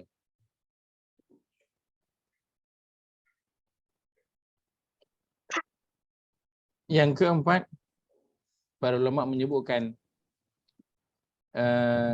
jihad jihad melawan musuh yang jelas. Ini jihad melawan musuh yang jelas. Jihad melawan musuh yang jelas adalah kita sebutkan secara sama ada peperangan, kan. Ini untuk orang yang bukan Islam, orang kafir ataupun orang munafik. So berjihad melawan musuh yang jelas ini sama ada dengan peperangan ataupun kita berhujah melawan dengan mereka. And itu yang ada dalam hadis menyebutkan apa, tentang kemungkaran yang perlu dicegah. Sama ada dengan hati, dengan lidah, kan, dengan harta kita ataupun dengan diri kita. Kita melawan orang bukan Islam ataupun orang-orang munafik yang menjadikan agama ini bermasalah, menimbulkan permusuhan, menimbulkan kesalahfahaman sesama umat Islam. Dan ini 4 kita sebutkan pembahagian jihad yang disebutkan oleh Imam Ibn Qayyim rahimahullah. Kalau kita lihat dalam kitab Zadul Ma'ad, kitab yang kita biasalah dan mengaji di surau ataupun masjid, kitab Zadul Ma'ad karangan Ibn Qayyim rahimahullah, dia menyatakan tentang 4 bahagian jihad ini, dan ini jihad yang dihadapi oleh setiap daripada kita semua. Jihad dengan hawa nafsu, jihad melawan syaitan, jihad melawan kesesatan dan penyelewengan intelektual, dan juga jihad untuk melawan musuh yang jelas. Dan jihad melawan bid'ah pun jihad kan Ustaz. Ya, jihad melawan bid'ah itu masuk pada bahagian yang ketiga. Penyelewengan intelektual. Masuk pada bahagian yang ketiga. Sebagai kesimpulan, kita nak menutup perbincangan kita pada malam ini dengan melihat pada surah Al-Furqan, surah yang ke-25, ayat yang ke-52.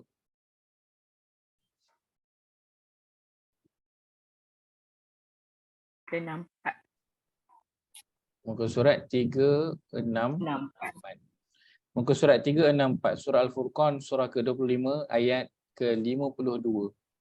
Kita nak melihat satu ayat 52 ini, iaitu ayat yang diturunkan di Mekah, di fasa Mekah, yang mana adanya perkataan jihad digunakan pada ayat ini, sedangkan jihad berperang belum lagi ada pada fasa Mekah.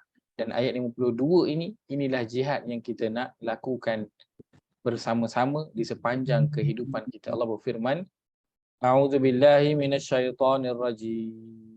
A'udzubillahi minasyaitonir rajim. Fala tuti'il kafirina wajahidhum bihi jihadan kabira. Fala tuti'il kafirina wajahidhum bihi jihadan kabira. Terjemahan ayat 52. ayat 52. Oleh itu, janganlah engkau, wahai Muhammad, menurut kehendak orang-orang kafir, dan berjuanglah dengan hujah-hujah Al-Quran, menghadapi mereka dengan perjuangan yang besar dan bersungguh-sungguh. Wajahidhum, dan berjihadlah. Terjemahan letakkan dan berjuanglah. Ayat ni ayat Mekah. Ada jihad yang sudah dilakukan? Belum lagi. Tapi jihad yang apa yang Allah sebutkan? Wajahidhum bihi, dan berjuanglah dengan apa? Dengan Al-Quran. Dan menghadapi mereka dengan perjuangan yang besar dan bersungguh-sungguh. Maka ini perjuangan jihad yang kita nak lakukan bersama-sama, dan mudah-mudahan usaha kita kan untuk kelas kita, untuk kita ni Selasa dan Khamis, dan saya yakin setiap daripada kita ada kelas-kelas Al-Quran kita pada hari-hari yang lain. Mungkin penuh seminggu tu dengan kelas Al-Quran pada setiap hari. Ataupun setiap hari tu kita akan ada membaca Al-Quran, kita akan ada berkongsi dengan ahli keluarga, dengan anak-anak, dengan kawan berkaitan dengan Al-Quran. Mudah-mudahan ini menjadi apa? Menjadi jihad kita pada jalan Allah. Mudah-mudahan Allah kurniakan kita orang-orang yang mati pada jalan Allah, kerana kita sangat berhajat untuk mati pada jalan Allah, kerana ia adalah tiket yang mudah untuk masuk ke dalam syurga. Maka kita dengan Al-Quran, ia bukan setakat kita dengan Al-Quran, dah tak ada apa dah aku nak buat, maka aku pun bacalah Quran. Tak. Niatkan bahawa inilah dia jihad kita dalam kehidupan dengan baki umur yang Allah masih bagi pada kita. Inilah jihad yang kita boleh lakukan buat masa ini dengan kapasiti kita. Maka kita nak apa? Jihad dan kabira. Nak melakukan jihad ini dengan bersungguh-sungguh, dengan sebesar effort yang kita mampu untuk nak lakukan.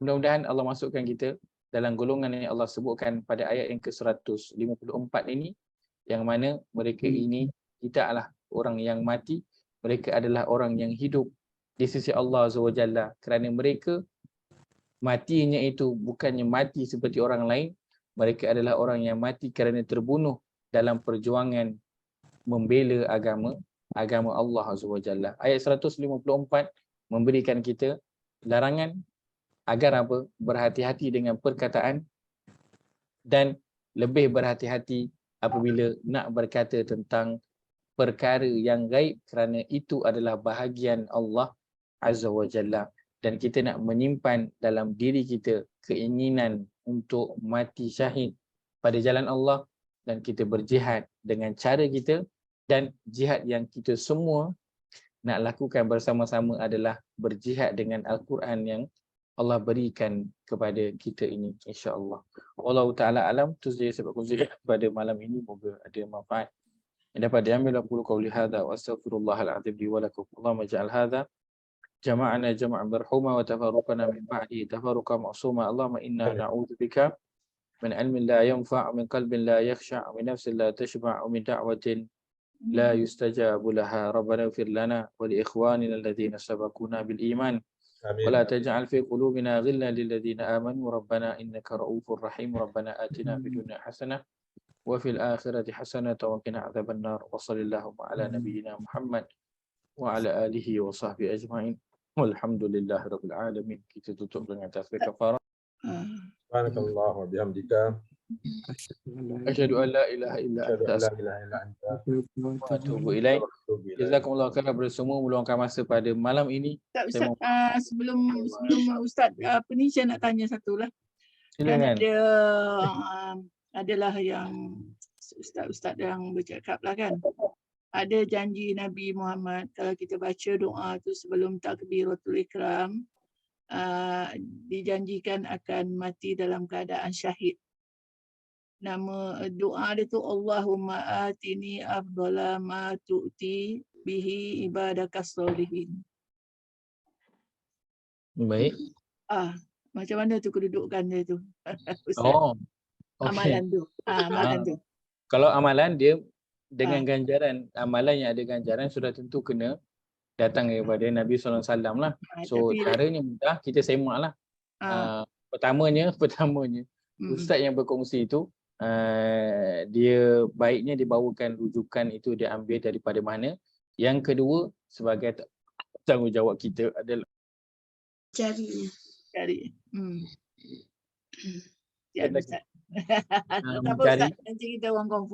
mencari sumbernya itu daripada mana. Dan saya mohon maaf, saya tak pernah dengar lagi hadis yang berkaitan dengan ini. Saya tak pernah dengar bukan bermakna tak ada tahu, sebab saya bukan tahu semua benda. Saya yang tak pernah dengar. So, mungkin orang lain pernah dengar perkara itu, saya yang tak pernah dengar. Boleh nanti saya nak minta Ajar Nuriah tolong sharekan pada saya, untuk saya pun nak semak jugalah, kerana kalau betul ganjarannya itu ganjaran yang sangat-sangat besar dengan amalan yang sedikit, maka sudah tentu kita tak nak melepaskan amalan tersebut. Nanti mohon Ajar Nuriah untuk kongsikan. Tapi kalau tanya saya apakah status untuk amalan ini, saya kata saya tak tahu, sebab saya tak pernah dengar berkaitan dengan perkara ini. Tapi saya sangat nak untuk semak, kerana kalau betul saya pun nak beramal dengan perkara tersebut. Wallahu ta'ala. Terima kasih semua. Assalamualaikum warahmatullahi wabarakatuh. Salam. Terima kasih Ustaz. Assalamualaikum. Ustaz. Assalamualaikum. Assalamualaikum. Assalamualaikum. Assalamualaikum. Terima kasih Ustaz.